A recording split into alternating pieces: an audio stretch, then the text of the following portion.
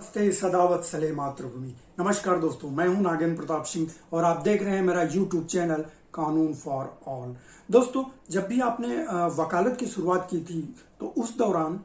कई बार ऐसा हुआ होगा कि किसी आपराधिक मामले में जब्त की हुई संपत्ति को छुड़ाने के लिए किसी न किसी व्यक्ति ने आपको संपर्क किया होगा और उस समय ये रिटर्न और प्रॉपर्टी के रूप में हम इस प्रक्रिया को जानते थे और इसके लिए अर्जी न्याय पटल पर प्रेषित किया करते थे। यदि ऐसा कोई केस हमारे पास आता था, ये सीआरपीसी यानी कि आपराधिक प्रक्रिया संहिता की धारा 451, 457 के अंतर्गत ये अर्जियां न्याय पटल पर प्रेषित की जाती थी। तो मित्रों, उस दौरान ऐसा होता था कि यदि न्यायालय को ये प्रतीत होता था कि इस प्रॉपर्टी को, इस संपत्ति को मालिक को वापस कर दिया जाना चाहिए, तो वो वैसा आदेश पारित कर दिया करते थे। परंतु कभी कभी ऐसा होता था कि पब्लिक प्रोसिक्यूटर के द्वारा ऑब्जेक्शन लेने पर, आपत्ति लेने पर हमारी जो रिटर्न ऑफ प्रॉपर्टी की अर्जी हुआ करती थी, जो आपराधिक प्रक्रिया संहिता की धारा 451 या 457 के अंतर्गत हम प्रेषित किया करते थे, वो रिजेक्ट हो जाता था, रद्द हो जाता था। परंतु दोस्तों, इन सभी तथ्यों को ध्यान में रखते हुए और खासकर इस बिंदु को ध्यान में रखते हुए कि जो बड़ी बड़ी संपत्तियां होती हैं, जैसे कि कोई गाड़ी हो गई, जीप हो गई, कोई किसी भी प्रकार का कोई व्हीकल हो गया, जो आमतौर पर पुलिस स्टेशन में रख दिया जाता है और उस पर किसी भी प्रकार से ध्यान नहीं दिया जाता, वो लावारिस की हालत में पड़े रहते हैं और पड़े पड़े सड़ जाते हैं और जब तक वो ट्रायल खत्म होता है तब तक उस प्रॉपर्टी का जीवन ही खत्म हो जाया करता है। तो उस प्रॉपर्टी को वापस पाने के लिए मालिक के पास कोई मौका ही नहीं रहता है, क्योंकि जब तक वो आपराधिक मामला खत्म होता है तब तक वो प्रॉपर्टी भी खत्म हो जाती है, या फिर चोरी हो जाती है, या फिर उसका मिस एप्रोप्रिएशन हो जाता है। तो मित्रों, इन सभी बातों को ध्यान में रखते हुए आदरणीय सर्वोच्च न्यायालय ने एक ऐतिहासिक फैसला सुनाया। चलिए हम उस ऐतिहासिक फैसले के ऊपर बात करते हैं, जो कि रिटर्न ऑफ प्रॉपर्टी के बारे में है। यानी कि न्यायालय के द्वारा किसी आपराधिक मामले में जब्त की गई वस्तुओं को उनके मालिक, जो उनके हकदार हैं, उनको वापस करना। और इस प्रक्रिया को करने के लिए जो अधिकारिता दी गई है वो धारा 451, 457 के अंतर्गत दी गई है, जो आपराधिक प्रक्रिया संहिता में विहित है। तो मित्रों, देखते हैं कि सर्वोच्च न्यायालय ने किस प्रकार का आदेश पारित किया था रिटर्न ऑफ प्रॉपर्टी के लिए। दोस्तों, मामला था सुंदर भाई अंबालाल देसाई बनाम गुजरात राज्य। सुंदर भाई अंबालाल देसाई बनाम गुजरात राज्य। इसमें सर्वोच्च न्यायालय ने एक ऐतिहासिक फैसला देते हुए इस तथ्य पर गंभीरता से ध्यान दिया कि बड़ी संख्या में जब्त किए गए वाहनों और सामानों को पुलिस थाने में पूरी तरह से लावारिस अवस्था में छोड़ दिया जाता है या उस पर बगैर ध्यान दिए उन्हें खड़ा कर दिया जाता है।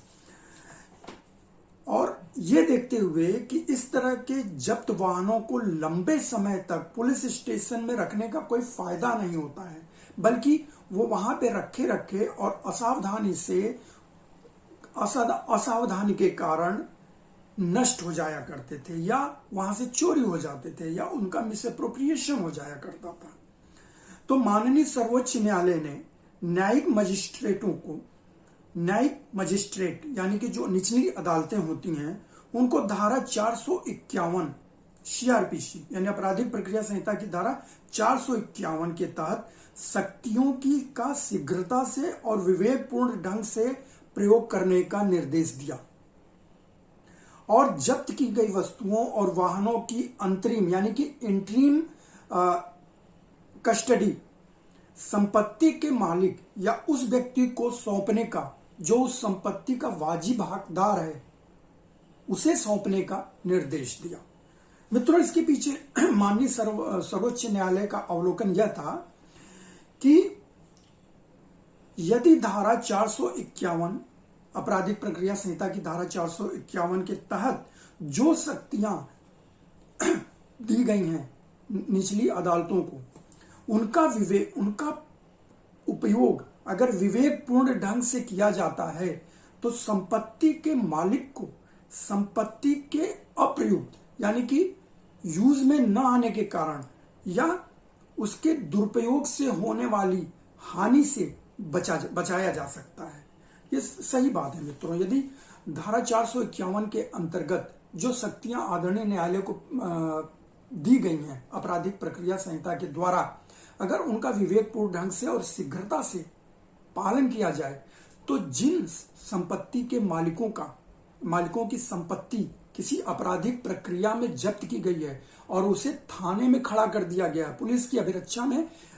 थाने में खड़ा कर दिया गया है बगैर किसी देखरेख के, तो उसकी चोरी से होने वाले नुकसान या उपयोग में न आने के कारण उसके नष्ट हो जाने से होने वाले नुकसान से बचने के लिए उसे बचाया जा सकता है। इन नुकसानों से संपत्ति के मालिक को बचाया जा सकता है। ये सर्वोच्च न्यायालय का अवलोकन था और इसी आधार पर सर्वोच्च न्यायालय ने कहा कि धारा 451 के अंतर्गत दी गई शक्तियों का शीघ्रतापूर्वक और विवेकपूर्ण पालन करते हुए निचली अदालतों को संपत्ति के स्वामी को वो संपत्ति की इंटरिम हिरासत जो होती है, अभिरक्षा होती है, इंटरिम कस्टडी होती है, वो दे दी जानी चाहिए। अब मित्रों यहाँ पे पब्लिक प्रोसिक्यूटर वगैरह ऑब्जेक्शन लेते हैं कि अगर संपत्ति को हम स्वामी को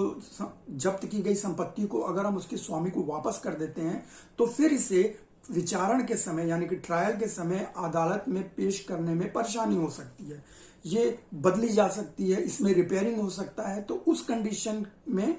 इस प्रकार की संपत्ति को हम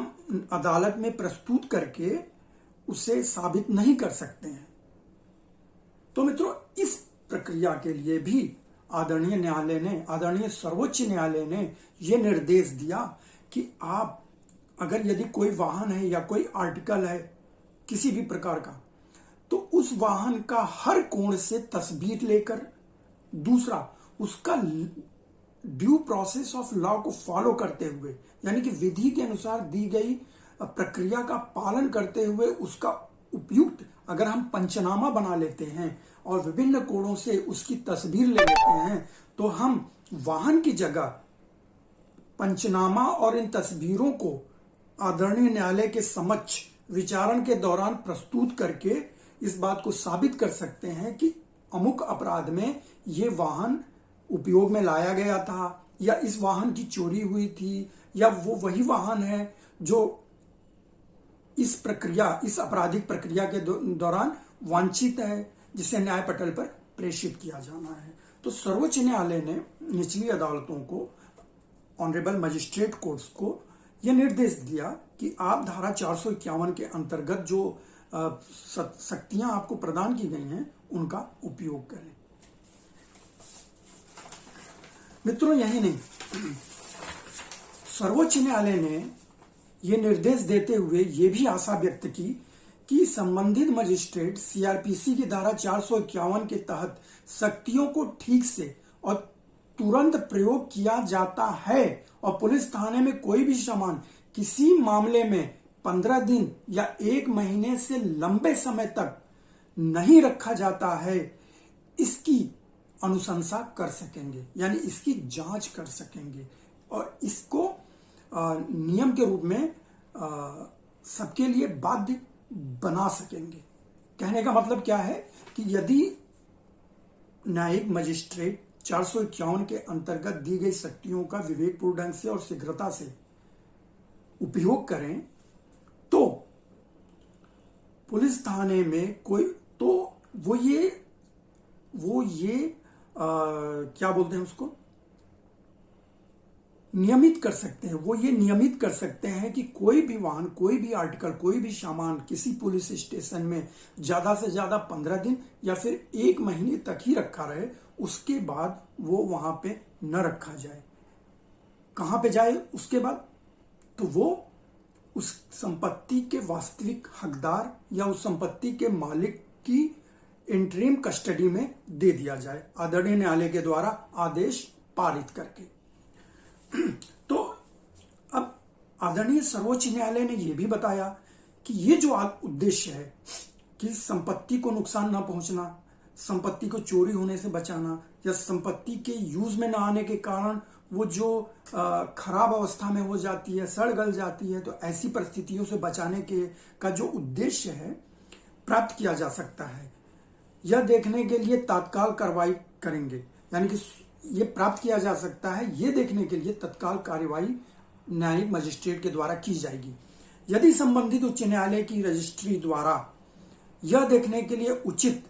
पर्यवेक्षण यानी कि सुपरविजन किया जाता है कि इस तरह के सामान के संबंध में उच्च न्यायालय द्वारा बनाए गए नियमों को ठीक से लागू किया जाता है, तो उपर्युक्त आदेश की यानी उपर्युक्त उद्देश्य की प्राप्ति की जा सकती है। और उद्देश्य क्या है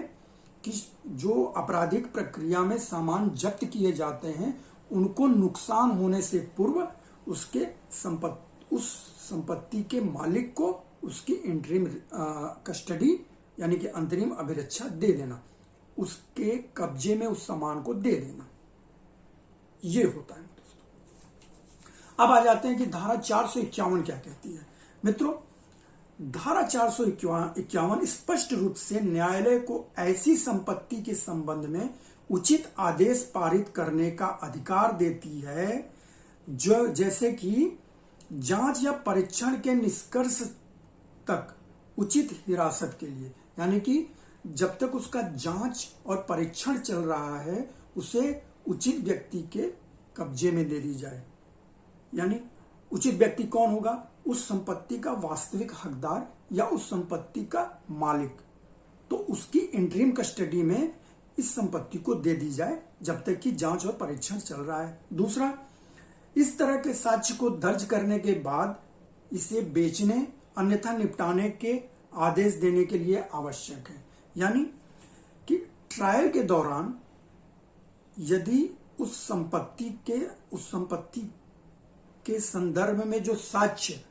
रिकॉर्ड पे आना चाहिए वो यदि रिकॉर्ड पे आ जाता है तो फिर उस संपत्ति को अगर वो बेचने लायक है तो उसे बेच दिया जाए या फिर उसको डिस्पोज ऑफ कर दिया जाए। तो ऐसा आदेश भी न्यायालय धारा 451 के अंतर्गत पारित कर सकता है। तीसरा, यदि जो आर्टिकल है, जो संपत्ति है, वो शीघ्रता से डिके हो सकती है, यानी कि वो शीघ्रता से नष्ट हो सकने वाली संपत्ति है, तो उसे त्वरित उसका जांच और परीक्षण करके उसे तुरंत डिस्पोज ऑफ करने का आदेश भी न्यायालय धारा 451 के अंतर्गत दे सकता है। तो मित्रों, यहां पे ये हमने इसलिए बताया कि इसी सर्वोच्च न्यायालय के द्वारा पारित किए गए आदेश को आधार बनाकर कर्नाटक उच्च न्यायालय ने 27 अक्टूबर 2022 को एक आदेश पारित किया और ये आदेश था उनका जव्वाजी धन थेजा बनाम कर्नाटक राज्य के मामले में। इसमें उन्होंने सर्वोच्च न्यायालय के इसी आदेश पर भरोसा करते हुए ये बताया कि केवल आइडेंटिफिकेशन के आधार पर किसी जब्त किए गए वाहन की प्राप्ति के लिए धारा 451 और धारा 457 के अंतर्गत प्रस्तुत की गई अर्जी को खारिज नहीं किया जा सकता। यानी कि कर्नाटक उच्च न्यायालय ने साफ साफ ये बताया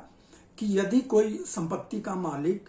किसी आपराधिक मामले में जब्त की गई संपत्ति को प्राप्त करने के लिए धारा 451 और धारा 457 के अंतर्गत अर्जी देता है तो अदालत केवल उस प्रॉपर्टी की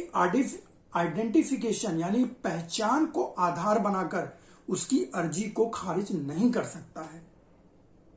बल्कि यहां पर सर्वोच्च न्यायालय के आदेश का पालन करते हुए उस संपत्ति का विभिन्न कोणों से फोटो खींचकर, दूसरा उस पर उपयुक्त विधि की प्रक्रिया के अनुसार पंचनामा बनाकर उसे उस संपत्ति के बदले विचारण के दौरान न्याय पटल पर प्रेषित कर सकता है और साबित कर सकता है जिस फैक्ट को वो साबित करना चाहता है। तो वो भी एक एविडेंस के रूप में ग्राह्य है, एडमिसिबल है। तो इसके लिए जरूरी नहीं है कि जब्त की गई संपत्ति को ही विचारण न्यायालय में प्रस्तुत किया जाए। तो कर्नाटक उच्च न्यायालय ने सर्वोच्च न्यायालय के द्वारा सुंदर भाई अंबालाल देसाई बनाम गुजरात राज्य 2002 10 SCC 382 में ये आदेश पारित किया। तो मित्रों, ये था रिटर्न ऑफ प्रॉपर्टी के लिए सर्वोच्च न्यायालय और इसके साथ ही साथ कर्नाटक उच्च न्यायालय के द्वारा पास किया गया आदेश। तो रिटर्न ऑफ प्रॉपर्टी में अब ये क्लियर है, स्पष्ट है कि केवल पहचान के आधार पर या न्यायालय में उसको साबित करने के मुद्दे के आधार पर धारा 451 और धारा 457 के अंतर्गत जो भी अर्जी न्याय पटल पर प्रेषित की जाती है रिटर्न ऑफ प्रॉपर्टी के लिए, यानी उस संपत्ति के स्वामित्व को प्राप्त करने के लिए, उसे न्यायालय खारिज नहीं कर सकता है, बल्कि उसके लिए उसे सर्वोच्च न्यायालय के द्वारा प्रस्तुत किए गए मापदंड का पालन करते हुए उस संपत्ति को स्वामी को सुपुर्द करना पड़ेगा। और यह निश्चित करना पड़ेगा कि न्यायालय पुलिस थानों में कोई भी संपत्ति जो किसी भी आपराधिक मामले में जब्त की गई है वो ज्यादा से ज्यादा 15 दिन या फिर 1 महीने तक ही रखी जाए, इसके बाद वो संपत्ति वहां पे न रहे। तो मित्रों, रिटर्न ऑफ प्रॉपर्टी के विषय से संबंधित मुद्दे पर आज बस इतना ही। अगली वीडियो में हम एक नए आदेश के ऊपर चर्चा और परिचर्चा करेंगे। यह भी उच्च न्यायालय के द्वारा ही प्रस्तुत किया गया है। तो अब उस आदेश के ऊपर हम चर्चा और परिचर्चा करते हुए एक नए बिंदु के आयाम को